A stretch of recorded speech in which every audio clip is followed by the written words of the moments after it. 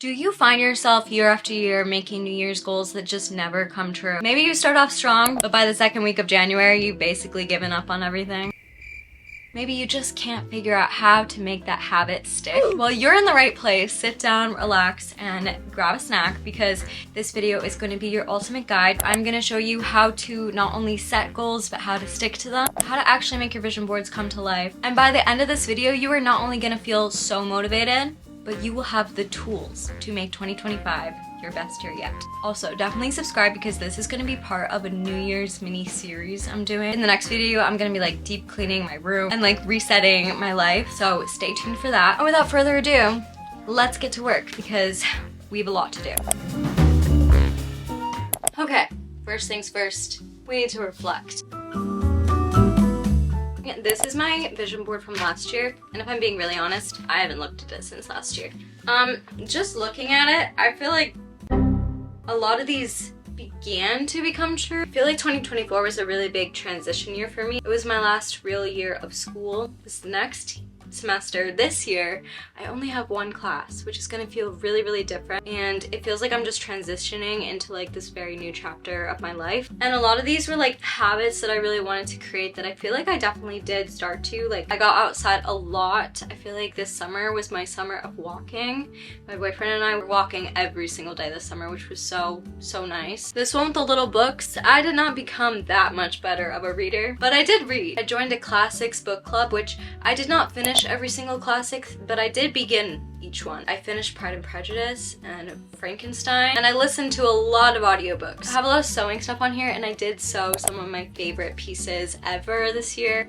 I feel like I got a lot better at sewing as well. I had some like social media growth goals that I didn't exactly hit, but I did grow so much on YouTube this year, which was so exciting. I feel like I just feel so grateful for all of you.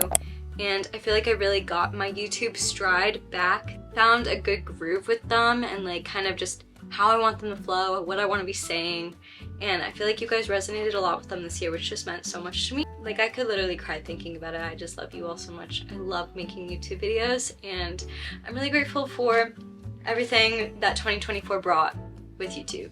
I have ballet on here and I did do a ballet class this last semester at school. Did it make me want to go back to ballet full time? No, definitely not. I think I'm done. For now, I'm taking another sabbatical of ballet, but I do want to go to a dance class, I think.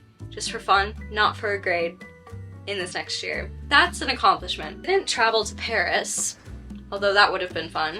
Okay, to take our reflecting one step further, I made a Notion page, which I'm really excited about. Ready for this?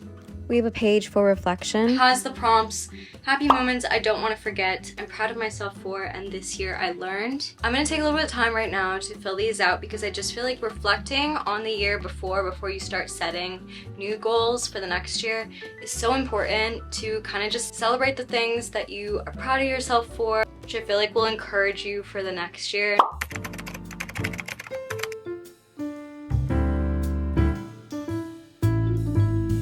I feel like organizational systems are very important for the new year. And in addition to having like an online system like my Notion, I really like having a journal. This is my current journal. It's just a blank like bullet journal, kind of my everything journal. I have some more stickers here that I'm gonna put on. Putting off putting stickers on this for the longest time, but then I realized you're never too old for more fun, and stickers are just more fun.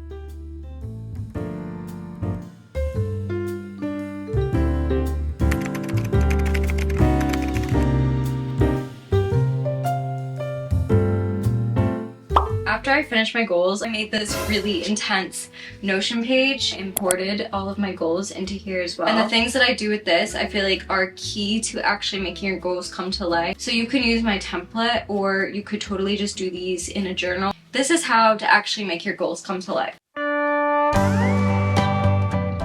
So my first tip is to not make too many. In years past, I've tried to top it off at 10. I have a couple that I feel like I've kind of started in this past year that will be really easy for me to continue on. So I capped myself off at 15 this year, but I feel like 15 max. You don't want to overwhelm yourself. You don't want to spread yourself too thin. You want to be able to actually focus on the goals that you set for yourself. My goals for this year are to sew at least one piece a month, to create a schedule for my weekdays that I can stick to go to a Pilates / a bar class at least once a week, practice French once a day, start my podcast again, and create a regular schedule with it, cook healthy meals at least 90% of the time at home. Work on this secret project I've been working on. Wake up by 8 a.m. or earlier on weekdays, lower my screen time, go to a dance class once or twice a month, draw out my hair, go to New York Fashion Week, specifically the Silky Show, chip away at projects each day instead of saving everything for the last minute, walk every day, and save 50% of my income each My month. next tip is continue goals, which are goals that you may have already started doing. I think they're valuable because they celebrate what you've already done and are easier to continue doing, which may help you feel successful and motivated to tackle your harder goals.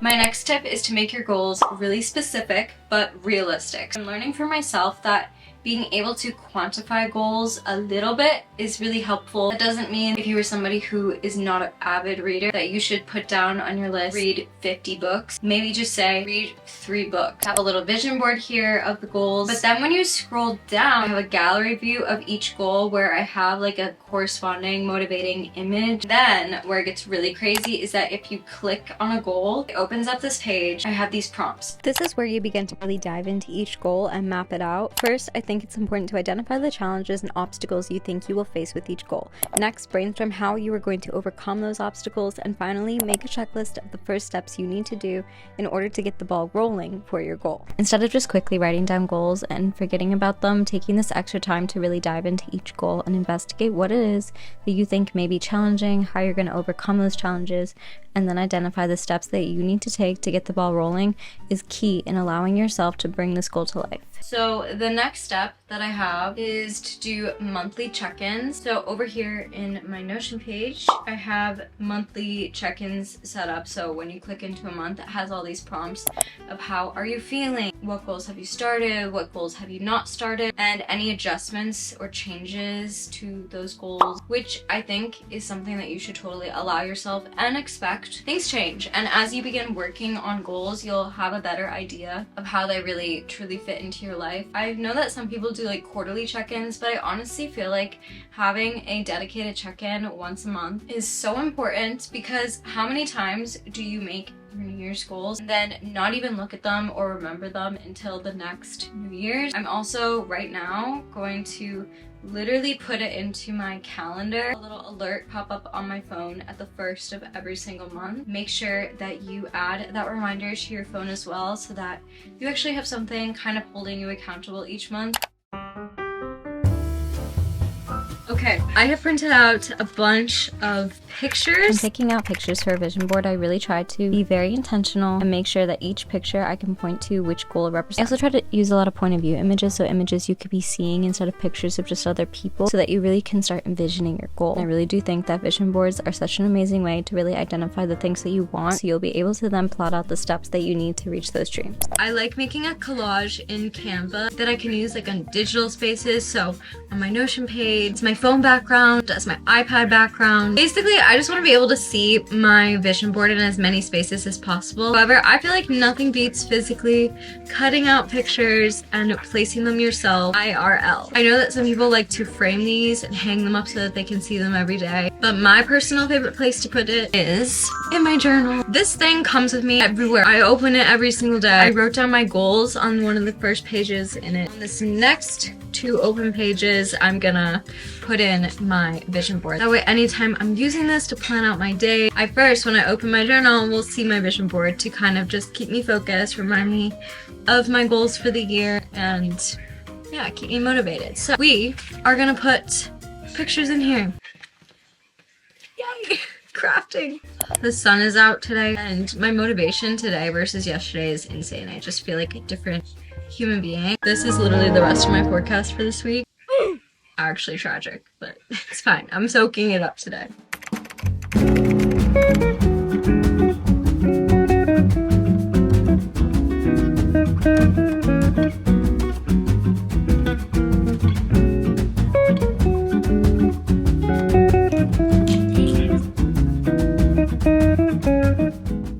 Good morning. It is the next day. Apparently planning takes a while, and that's okay. Let me show you my journal because it came out so cute. Oh my god. First of all, I added another little sticker. I feel like it's just looking so cute. When you open it up, the first thing you see is my vision board, and I just think it's so cute. I'm literally so obsessed with how this came out. Seriously, like where I do all of my planning. Love that now every time I open it, this is the first thing that I'll see. My goals are also listed out right here that I can always flip back to and remind myself of. And speaking of that, now I want to talk about how to actually set and stick to habits. My first tip is to think of the new year as a full year for you to set habits. Nothing needs to be set in stone overnight. Letting go of the expectation of perfection goes hand in hand with this, because holding yourself to that crazy high of a standard I feel like will just make you discouraged faster. Whereas thinking of taking this full year to practice, to implement your goals and all of that is a much more sustainable and realistic way to actually make things stick. Set yourself up for success, so get the materials now that you need. So place the orders, make the phone calls, go to the website to sign up for that Pilates class or that dance class you've been wanting to try. You have to have the tools that you need to even be able to complete your goals. One of your goals is to start waking up earlier, but you go to bed at 3 a.m. every night. There's absolutely no point in yelling at yourself the next morning when you wake up at like 11 o'clock because you just stayed up till 3 a.m. So set yourself up for success and actually go to bed earlier. This one is one of my favorites and I feel like has been truly life-changing for me, and that is finding joy in your habits. Make things joyful. Make things easier and nicer for yourself. If you hate going to the gym, but it's one of your goals to work out more, find a different type of workout that works better for you and that you actually enjoy so that you'll actually want to do it. Want to drink more water? Maybe invest in a cute water bottle. I recently got this Owala. It's pink and it's so cute and it makes me want to carry it around all day. If you want to make it a habit every single day to sit down and do like an hour of homework, make your study space nice. Clean your desk. Make it a spot you actually want to go sit. Find some study music that makes your experience nice. Make yourself a nice cup of tea and sit down and get your work done. Nothing you can control should feel like torture. So find creative ways to bring even just a little smidgen of joy to those things. We talked about letting go of the expectation of perfection. So I challenge you in 2025 that instead of demanding perfection for yourself, you're gonna demand joy. Finding a little ounce of joy in everything that you can control. The next tip is habit stacking. In James Cleary's book, Atomic Habits, he talks about habit stacking, and it is definitely something that has truly helped me implement habits into my own life. The concept is that if you already have habits set up in your life that you do every single day, for example, I make my coffee every single day. And if I want to start taking my vitamins in the morning, but I'm struggling to implement that habit, linking the new habit to a habit you already have in check is really, really helpful. So now in the mornings when I go to make my coffee, I'll also put my vitamins right next to my coffee to remember it. Okay, so the last thing I really want to do in this video is do a little bit of sewing. In this box, I have a dress that I've been working on since the fall. Barely any time to get anything done on it. I want to dedicate some time right now, and I want to start getting in the habit in this new year of just dedicating time to creative hobbies. I know that everybody has something that they feel like they could do forever. Easy to do as in you don't have to drag yourself to do it because you enjoy it so much. And those are often the things that we push to the side the most, give ourselves barely any time to actually dedicate to. And if nothing comes to mind when I say that also, I feel like that's so important for everybody to find. So take this year as a year of trying new hobbies, trying creative things. I have a video about 100+ hobbies and creative things that you can do when you're bored that might give you some ideas about this. Sewing is just something I want to get in the habit of doing more regularly, finding ways to fit it into my schedule more often just because it's something I love so much and really feeds my soul, and I just think that is important. Recharging you, making sure that you don't get burnt out. Burnout is so real and will be the ultimate thief of all of your goals and New Year's work that we just did. So keeping yourself from burning out with things that feed your soul and make you happy is so important. That also might be just literally sitting in bed and watching Netflix. My boyfriend and I stayed up till 1 a.m. last night watching the new season of The Ultimatum, and that too is also very important to this process. Let's do some sewing right now. This sewing was so fun and I can't wait to start doing it more often. Definitely follow my Instagram to see updates with this dress and a bunch of more sewing that I'm planning to do for Valentine's Day. I hope you all love this video so much and found something helpful from it. I feel like I keep hearing from everybody and I'm feeling the same way. New Year's feels just a little bit different this year, and I'm sending you all love and support and a reminder to be gentle with yourself.